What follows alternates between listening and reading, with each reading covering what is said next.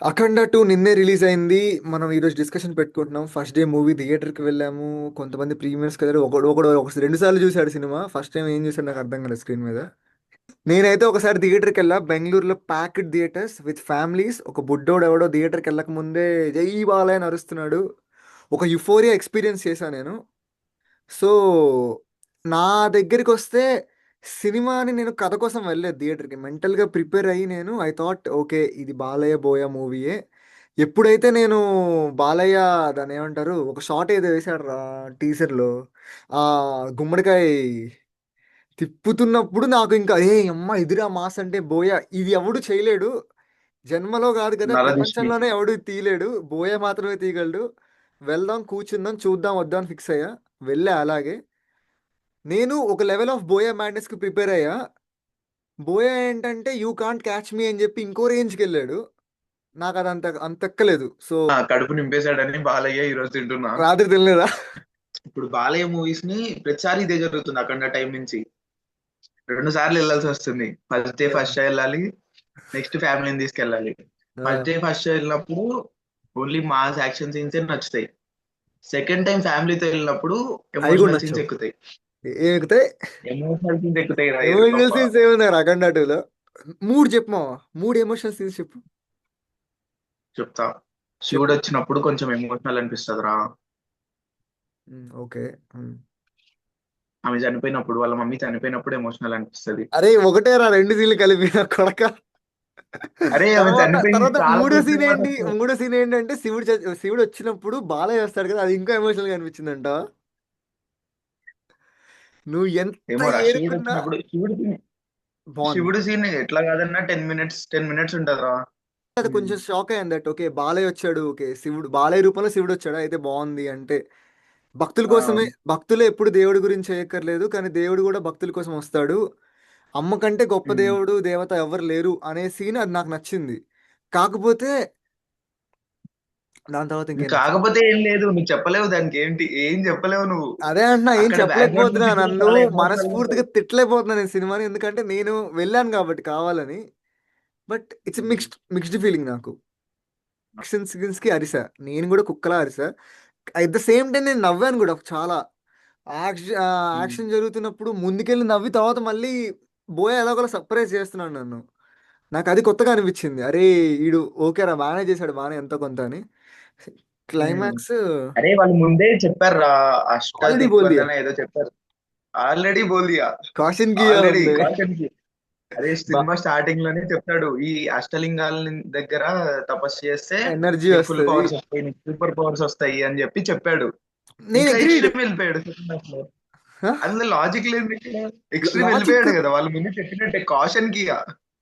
Already ఇప్పుడు బాలయ్య ఏదో అంటాడు కదా!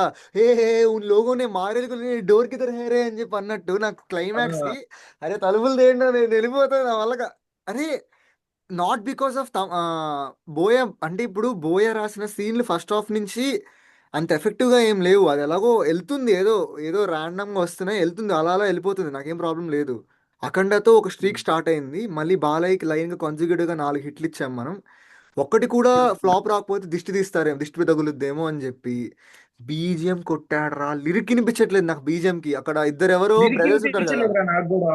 అరే లిరిక్స్ వినిపించలే, ఇదైతే నేను ఒప్పుకుంటా. అదే వాడు వినిపించాను వాళ్ళేంటి అనుకోలేదురా. మామూలుగా నువ్వు నా మనం రీల్ మనం కామెంట్ పెట్టావా? మావా సౌండ్ ఆ! పెంచు కాస్త నీ వాయిస్ సౌండ్ వినిపిస్తుంది అని. సేమ్ అలానే తమ్మను లిటరల్లీ సౌండ్ పెంచు, నీ వాయిస్ వినిపిస్తుంది అని. లిరిక్ వినిపిస్తుంది అన్న తమరన్న సౌండ్ అదే పెంచన్నా అని. ఇన్స్టాగ్రామ్ లో వస్తాయి కదా, ఎక్కడ ఒరిజినల్ ఆడియో వినిపిస్తుందా అని ఇటు సౌండ్ ఎక్కువ పెంచుతాడు. అలా పెట్టాడు రా, కానీ ఆ ఊపులు అర్థం కాల. సౌండ్ గట్టిగా వస్తుంది, అది ఓకే గాని. అది అఖండ పార్ట్ 1 లో అగోరా ఆ నువ్వు వైబ్ అవ్వడానికి నీకు ఏ తమను స్కందాలో కూడా ఇదే చేశాడు రా. స్కందాలో కూడా స్కంద నాకు మంత్రాలు ఏవేవో చెప్పి, వా దాని తర్వాత లిరిక్స్ చెప్తున్నాడు, మంత్రాలు ఏవేవో చెప్తున్నాడు, కానీ మ్యూజిక్ ఎక్కువైపోయింది. మ్యూజిక్ ఎక్కువ కొట్టేశాడు. నాకేమనిపించింది అంటే తమన్ లైక్ ఎట్లా ఒక్కడికి కూడా అంటే లిరిక్స్ అర్థం కాల. లిరిక్స్ ఒక నాకు తెలిసి ఒక 10 మినిట్స్ ఒక ఫైట్ ఎపిసోడ్ ఉంటే దాంట్లో ఫస్ట్ 1 మినిట్ లిరిక్ పాడిచ్చుంటాడు. పాడిచ్చిన తర్వాత వీళ్ళకి నేను రెండో రోజు రెమ్యునరేషన్ ఇవ్వాలి. ఇప్పుడు అవసరమా? ఓ పని చేద్దామని చెప్పి ఆ 1 మినిట్‌ని 4 ముక్కలు కట్ చేసి ఫస్ట్ మినిట్ ఏదో కొట్టాడు. ఒకటి శ్లోకం వినిపిస్తుంది అలాగా డమడమ డమడమ అని రాగానే ఆడు వెనకాల ఇంకా మ్యూజిక్ స్టార్ట్ చేస్తాడు. లిరిక్స్ ఏం ఎక్కట్లేదు రా, నాకు ఎందుకు అసలు ఆయన కింద శివమని ఒక ఆయన ఉంటాడు కదా. లిరిక్స్ వినబడట్లేదు కదా అని అంటే లిరిక్స్ తో మనకి పని ఏంటి? సౌండ్ కావాలి అంతే. స్పీకర్లు ఏం పాడే లేదు, ఆ మంత్రాలకి ఇద్దరు పూజారులను తీసుకొచ్చాడు, బాగానే తీసుకొచ్చాడు కదా బాగా అనుకుంటే పాడారు వాళ్ళు. వాళ్ళకి కూడా మ్యూజిక్ పెట్టాడు. నాకు కోపం వచ్చింది రా, వాళ్ళు ఎక్కడెక్కడి నుంచి నార్త్ ఎంట్రీ నుంచి తీసుకొచ్చి ఎంట్రీ సీన్ ఉంటది కదా, ఎంట్రీ సీన్ 2 అక్కడే ఇది కుక్కలతో వస్తాడు. డమడమడమా, నాకు అక్కడి నుంచి తగిలింది. డమడమడమా కొంచెం కొంచెం టెంపుల్ లోకి వెళ్తున్న ఫీలింగ్ వస్తది. ఆ, వెళ్ళిన తర్వాత ఓకే గంట గంట సౌండ్ వస్తది, అంతా బాగా వస్తది. అప్పుడు స్టార్ట్ చేస్తాడు అయ్యా.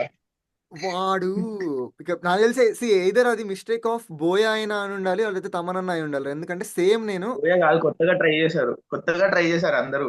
చెత్తగా ఓకే ట్రై పంతులు చేశారు. తీసుకొద్దాము. కొత్తగా యాజ్ పర్ ద సౌండ్స్ నాకు ఆయాసం వచ్చిందిరా సినిమా మొత్తం చూసిన అరే తర్వాత. నాకు లోపల నాకు హెడేక్ తలనొప్పి వచ్చింది లిటరలీ.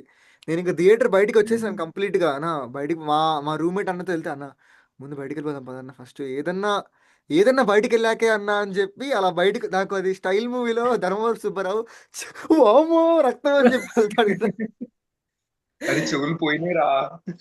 ఒరే అరే అది బాబు. యాక్చువల్లీ మంచిది కాదు అసలు. అంటే ఇప్పుడు ఎట్లా అయిపోయిందంటే, నాకు తమన్ అన్న నువ్వు వద్దన్నా, నువ్వు నాకు మళ్ళీ లెజెండ్ మూవీ మ్యూజిక్ కావాలి, ఆ బ్యాక్గ్రౌండ్ స్కోర్ DSP కావాలి. సబ్టిల్ కావాలి, మెల్లగా లేస్తుంది రా. ఇప్పుడు అఖండలో కూడా ఇంటర్వెల్ సీన్ దగ్గర వీడు సారీ బాలయ్య ఆ శివుడి ఎదురుగా ఉండి తపస్సు చేస్తూ ఉంటే పాప ఎగిరి పడుతుంది, శివుడి చేతిలో నుంచి పడి కిందకి దొరుకుతుంది, చేతి నుంచి పట్టుకొని ఆయుష్మాన్ భవ అంటాడు. గుర్తుందా ఆ సీన్? ఆ సీన్ అంతా తమన్ అసలు ఏం వాయిచుడు, చిన్న చిన్న మ్యూజిక్ లైక్ డ్రమ్స్ డమరుగా ఉంటుంది కదా తిప్పినప్పుడు డింగ్ డింగ్ డింగ్ డింగ్ డింగ్ డింగ్ డింగ్ అని ఒకలాంటి మ్యూజిక్ స్లోగా తీసుకెళ్తాడు, దానికి చాలా బాగుంటది అది. అండ్ ఇంకా అదేంటి నువ్వే చెప్పావు కదా అఖండ అనేది, ఇంకా ఒక లేడీ వాయిస్ ఏదో వస్తుందిరా, హరహరా. ఇప్పుడు దీంట్లో కూడా ఉంది. అఖండ. దీంట్లో వాడు అదే అంటున్నా, దీంట్లో కూడా ఉంది. అఖండ 2లో వర్క్ అయిన మ్యూజిక్ ఏదైనా బీజిఎం బాగుంది అంటే అది అఖండ పార్ట్ 1దే. నాకు వాళ్ళ అమ్మ Music. వచ్చినప్పుడల్లా పిప్పి పిప్పి పిప్పి అది నాకు చాలా నచ్చింది. అఖండ 2లో లైక్ ఒక్కసారిగా నాకు ఆ ఎమోషన్ గుర్తు చేసింది. నువ్వు ట్రాక్ మారుతున్నావు, నువ్వు తమన్ దగ్గరికి వెళ్తున్నావు, నువ్వు ఊరికే తమన్ దగ్గరికి వెళ్ళకు. సినిమా గురించి చెప్పు. I want to talk about the movie గురించి చెప్పరా. నేను చెప్తున్నా లిటరల్లీ, నేను థియేటర్ ఏంటి మీకు లాజిక్ కావాలా? నాకు లాజిక్ నాకు అదే అర్థం మ్యాజిక్ కావట్లేదు. కూడా లేదు ఇందులో, మ్యాజిక్ కూడా లేదు. ఇది అసలు అట్రాసియస్. తమ్ముడు, నరదిష్టి. రే చిన్న పిల్లోడు వాడు ఫ్యాంటసీ వరల్డ్ లో ఆడుకున్నట్టు ఆడుకున్నాడు రా సినిమా అంతా కూడా. తప్పేంటి రిషబ్ అరే, శెట్టి సూపర్ హీరో మూవీ రా, తప్పలేదు కానీ మాట్లాడేది. తీస్తే తప్పు సూపర్ హీరో. వచ్చిందా? సూపర్ హీరోనా? Super hero.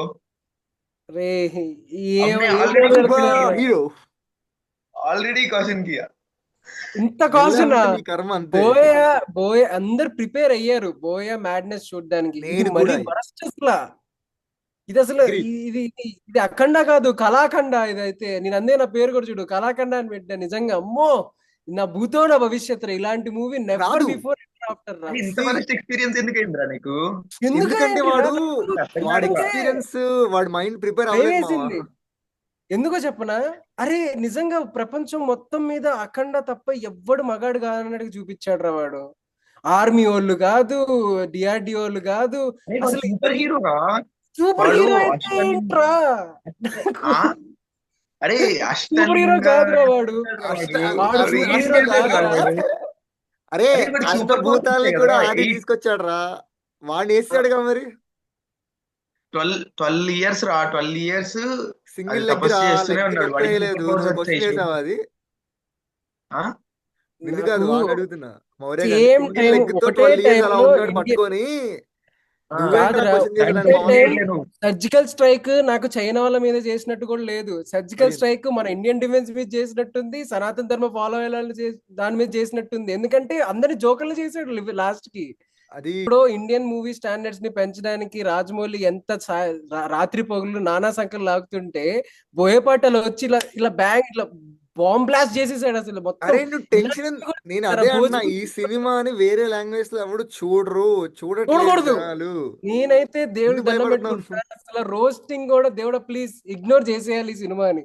లేదంటే తెలుగు సినిమాని ఎలా రోస్ట్ చేస్తారంటే, రెడీగా ఉన్నారా వేరే ఇండస్ట్రీ వాళ్ళు, తెలుగు వాళ్ళు ఎక్కడ దొరుకుతారా, తెలుగు ఇండస్ట్రీ వాళ్ళు ఎక్కడ దొరుకుతారా అని ఈ మధ్య. ఎందుకంటే అందరి కళ్ళు మన మీదే. ఇండియన్ సినిమాని ఒక రేంజ్ కి తీసుకెళ్ళింది తెలుగు ఇండస్ట్రీ అన్న దానికి పెద్ద మచ్చ తీసుకొచ్చాడు ఈ సినిమాతో. ఇదిగో అసలు చూడు, లాజిక్. నాకు ఇర్రెస్పెక్టివ్ ఆఫ్ ఇన్ని బొక్కలు ఉన్నా కూడా నాకు ఆ యాక్షన్ సీన్స్ కి నాకు హై వచ్చింది. నేను కుక్క మురిగినట్టు మురిగా. నాకు ఫస్ట్ లో బాలయ్య ఎంట్రీ సీనే అలా దూకంగానే నేను అరుస్తూనే ఉన్నా. కారు తిరిగింది 2 రౌండ్లు. దీనమ్మ ఇదెక్కడి మాస్ ఇది అరే ఇలాంటి మూవీ కానీ ఇలాంటి యాక్షన్ సీన్స్ కానీ ఓన్లీ బోయ మాత్రమే పుల్ ఆఫ్ చేయగలడు. ఓన్లీ బాలయ్య కాంబినేషన్ లో మాత్రమే వర్క్ అవుతాయి. నేను ఒప్పుకుంటా, అఖండాకి ఫ్యాన్ నేను. నాకు అసలు అఖండ అంటే నాకు ఇప్పటికి కూడా ఎంత ఇష్టం అంటే, దీనికి అఖండ 2 అని పెట్టకుండా వేరే పేరు పెట్టుంటే నిజంగా బాగుండేది. అప్పుడు ఇది చూసేవాళ్ళు కాదు అఖండకు జనాలు. అదే కావాలి నాకు కూడా. అదే అరే కదా మన కాన్సెప్ట్. చూడు, నాకు మెయిన్ నేను అఖండ 2 చూసిన తర్వాత నాకు ఏంటంటే సినిమా కన్ఫ్యూజింగ్ ఎక్స్పీరియన్స్ ఇచ్చింది. ఎందుకంటే థియేటర్ లో కూర్చున్నప్పుడు పాయింట్ బాగుంటది రా సినిమా. అఖండ 2 అన్నా. నాకు అర్థం కావట్లేదు. టూవే నేను అదే అన్నా. ఇప్పుడు నువ్వు ఒక మూవీని అరవడం కోసం వెళ్ళి ఓకే బాగా నేను అరిసాను కంప్లీట్ గా అనుకుంటే ఫిక్స్ గ్రేట్ మూవీ అయ్యాం కదా, అనుకుంటే అఖండ 2 ముందే ఫిక్స్ వర్క్ అయింది.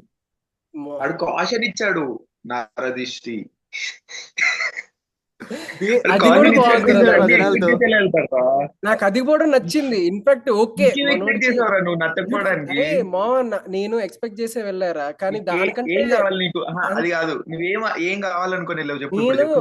నేనేం నువ్వేం ఎక్స్పెక్ట్ చేసే వెళ్ళావో చెప్పు. నేనేం ఎక్స్పెక్ట్ చేశాను, బోయా మ్యాజిక్ ఉంటది, కొడితే బొలెరోలు ఎగిరిపోవడాలు ఇవన్నీ ఉంటాయి. కానీ మరీ అసలు ఇప్పుడు మనకి బద్రీనాథ్ సినిమా చూసావా, అందులో గన్లతో కొడితేనే అలాంటి ఫిజిక్ ఉన్న అల్లు అర్జున్ కత్తులతో ఇలా కొట్టుకుంటూ వెళ్తేనే ట్రోల్ చేసిన వాళ్ళు వీడు. అరే ఎక్కడన్నా ఆర్మీ 12 ఇయర్స్ జపం చేశాడు రా వాడు. 12 ఇయర్స్ జపం చేసి వాడికి పవర్స్ వచ్చినాయి. వాడి పురాణాలు రావణాసుడికి పవర్స్ ఎలా వచ్చాయని నువ్వు ఎందుకు క్వశ్చన్ చేయలే? బ్రహ్మదేవుడు వరం ఇస్తాడు, నువ్వు ఎందుకు క్వశ్చన్ చేయట్లే రావణాసుడిని? అన్నా డిఆర్డిఓలోకి ఎవడు పడితే వాడు వచ్చేడ్రా. అసలు అట్రా ఏది బోయే సినిమా అంటేనే సవాల్ లేవాల్సిందేనా? ట్రాక్ మారుస్తున్నావు.